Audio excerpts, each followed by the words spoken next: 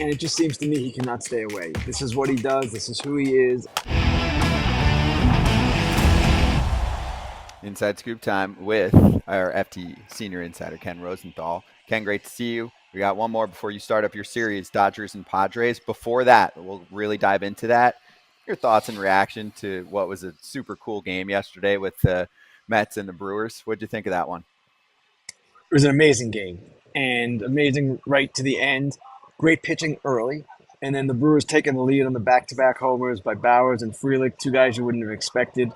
That was really cool, but the coolest thing of all was Alonso. And here's a guy that among the Mets fan base has taken a lot of heat this year, and he's always been a really good Met. You can say what you want about his performance. Listen, no player is perfect. We all know that. But he's been loyal. He's been good in the community. He's been a solid team guy. And to see him have that moment after a difficult time, even the drop pop-up last night, that to me was really kind of what the game is and at its most beautiful, because I love, my favorite thing in the sport is when guys who are down rise up and kind of defy expectations, what the media might be saying, fans might be saying. And he did that. And he delivered the biggest moment of his career. And it was just a really cool thing to see. Right. He had an underdog moment, as crazy as it is for a guy that's had a lot of success. It felt like an underdog scenario with Devin Williams and the struggles that he had. So it was very cool. So now size up what you've got in whatever it is, 24 hours. You've got the Padres and the Dodgers. What are some key points? And if you can at some point mix in how you think Shohei Ohtani is going to handle his first playoff experience. Given that he had this ridiculously hot September, given that he had an amazing WBC as both a hitter and pitcher, I don't know that the pressure is going to bother him. Obviously, we've seen many superstars in the past press in their first postseason, in their fifth postseason, even beyond that. But that to me is not the issue here. He's going to hit. The Dodgers are going to hit, in my opinion. The question I have is how they're going to get through this from a pitching standpoint. And I know Yamamoto's going game one, and of course Flaherty game two, and those are two quality starting pitchers, no question about it. Though Flaherty has not been as good in his last few, and Yamamoto is still kind of building back up. Then what? Then Bueller and Knack, okay, and can their bullpen, which is rather deep and has some really good guys at the back end, can it hold up? And that is the issue that the Dodgers are going to face here. Can they pitch well enough to hold down a Padres team that, in my opinion, has one of the better balanced lineups in the game right now? So it's going to be a great series. Two passionate fan bases, two passionate ballparks. I'm really looking forward to it. Let me ask you this. Let's stick on this for a little bit. Musgrove was hurt the last time he went out and pitched there. Only made it through a couple innings. Have you heard anything about him and what his situation is coming through in this series? I don't know yet. And obviously it was not good. I would not expect to see him this series. They've got Darvish waiting in the wings. They've got Cease in game one, Darvish possible game two. Michael King, I would imagine, could go game three. They're going to be okay. Obviously, you'd rather have Musgrove than not, but we'll just have to wait and see, Todd, there, where it exactly transpires with that elbow. And now I want to stick on the same kind of thing, but for the Mets too as well. I'm kind of hopping back and forth. Kodai Senga, he's a guy they've been talking about too. Do you see him actually coming back and making an impact for the Mets? They're talking about it. And the Athletics' Will Salmon reported last night that the Mets are discussing right now whether to bring him back, knowing he can only make short appearances. He'd essentially be like an opener if he was added to the roster. And do you want to take a roster spot in the division series and devote it to a player who will be that limited? That's the decision they face. I would not be surprised to see Senga, however. Are people's jobs on the line in LA? I know we've talked about Dave Roberts' job, but is it a round specific job on the line? Like if they're bounced again and they don't hit like they did last year against the Diamondbacks, or is it hey, you make it to the World Series and Doc keeps his job? Eric, I don't know. And that's one of the storylines here. What is going to happen if they flame out again, whether it's in the DS or the NLCS for that matter? I have a hard time believing how you can hold Dave Roberts accountable when you've had 12 starting pitchers on the injured list this season. when Mookie was out for a time, when Freddie was out for a time, when you've had all of these things happen and you still finished in the regular season with the best record in the major leagues. So there are times, and we've seen this, we saw it really with David Bell too, where teams just decide they need a new voice. Does that happen with Dave Roberts? I would doubt it, but you never know what might occur in a playoffs type situation, and you never know what the mood, the vibe might be if they go out early again. So I don't rule it out, Eric, but I do know this: it would not be deserved. And Dodger fans can say, "Well, we haven't won with this guy." That might be true. You haven't won a World Series. You've won more games than any team in Major League Baseball in the regular season since he's been the manager, amid all kinds of circumstances, especially this year with all the injuries. So to put it at his feet would be, in my view, unfair. Honestly, the front office and the approach to pitching and the fact that so many of these pitchers get hurt, that is the bigger question. And I would say if you're looking to get rid of somebody like a Dave Roberts, would every other team want him? Then maybe you should probably keep him because Dave Roberts is going to take somebody else's job. You don't even need a job opening. Dave Roberts would take most people's jobs. So that's where I sit on it. But with Freddie Freeman, it seems like this is a serious ankle injury where there was a chance he wasn't going to play. I don't think there's ever a chance that Freddie's not going to play in a game because he plays all the time in the series. Is there a chance that they have somebody that will fill in late innings after his fourth at bat and take him off the field, or is this Freddie for 9 or 13 innings, whatever you got? Remains to be seen. And that initial sight of him in a walking boot the night he injured his ankle, to me, that was not good. And that was alarming and an indication that this could be a real problem. And they have not ruled him in for this series yet or really said much of anything about where he stands. They're going to find out. If he is unable to go, they've got Kike Hernandez. They've played him at first. They can do some different things.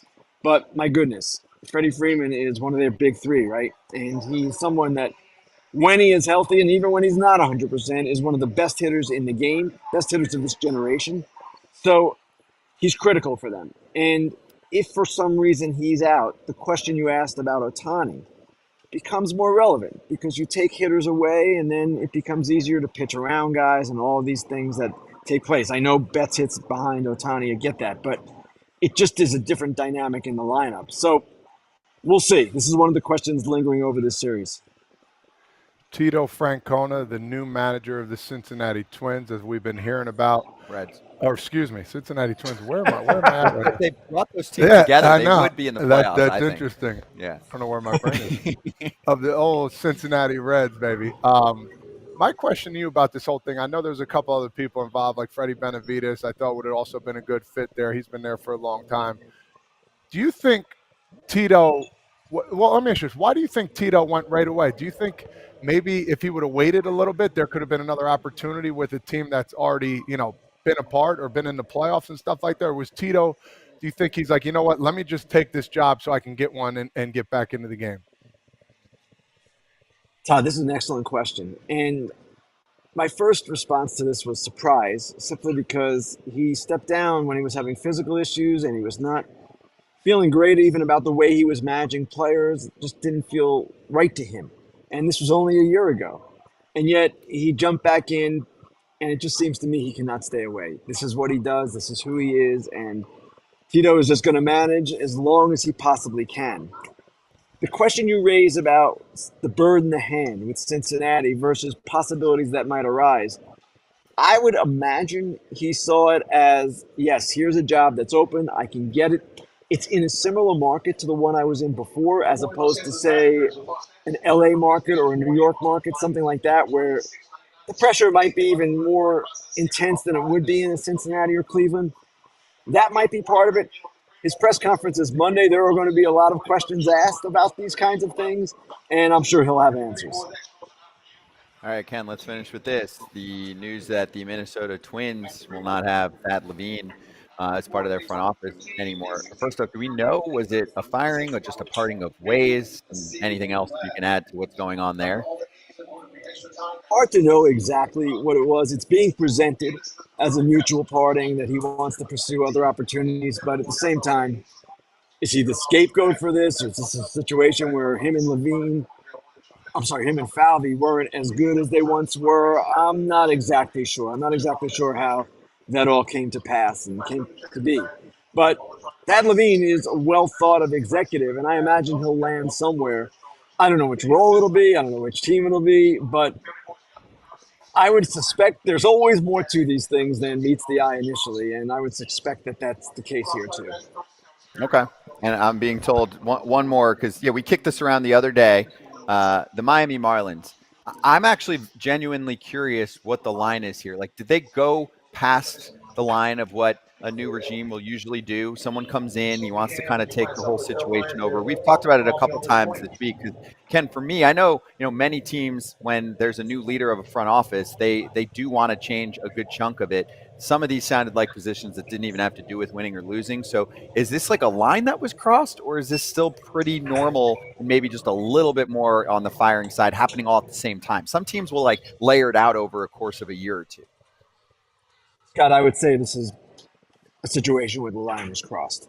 70 firings since mid-August, 70 people who have lost jobs, and more to come perhaps, because there have been a number of employees told, well, if the new manager or the new something else wants you, we're interested in having you back. But if not, you're gone too.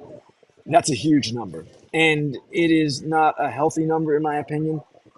Some of those people, and I'm not going to give names, I don't know exactly which ones, but I know for a fact from people in the organization that some of those people are quite good at their jobs and they know what they're doing, and they should be assets that the front office there, Peter Bendix led front office, considers that these are people they want going forward. And yet he's cleaning it out, he's gutting it, and we'll see what they bring in. Their party line was, we're going to fill every position and then some. We'll see if that happens, and we'll see where they end up in 5 years. But I will say this, and I mentioned this, I believe, yesterday or last night. Buster Olney of ESPN pointed out the other day that Pat Gillick, when he was an executive and would take over somewhere, would not clean house. He would look at the situation and determine which people could help him and keep them. And, of course, he would bring in his own people. All new executives do that. Bendix has been on the job for a year, so he has had the time to evaluate. But over the course of my career, even before Gillick, and I covered him in Baltimore, Roland Hemond in Baltimore, the late Roland Hemond, he took over a team in 1988 that was coming off 95 losses in Baltimore. They eventually lost Owen. They went and lost 21 straight to start the 88 season. But when he took over, he said, listen, I know this farm system is a wreck. I know there are problems here, but I will guarantee you there are good people here, and those people deserve to stay. Now, the Marlins didn't fire everyone, but they sure fire a lot of people. And again, we'll see where this all leads. Conspiracy theory, you can bank on some of this. Some of the people, if they say they're filling all those jobs, will be making less. That's a very common tactic. Oh, this person's making $100,000 to do this. The next person we hire is going to be, a little less experienced, and they're going to make 60. And you just keep doing that, and it starts to add up for a team that's, counting pennies. So I would expect that too. But Ken, thanks. Yeah, thanks for bringing it to light as well. And enjoy the series. We're excited for it. We'll talk to you next week. Thanks, guys.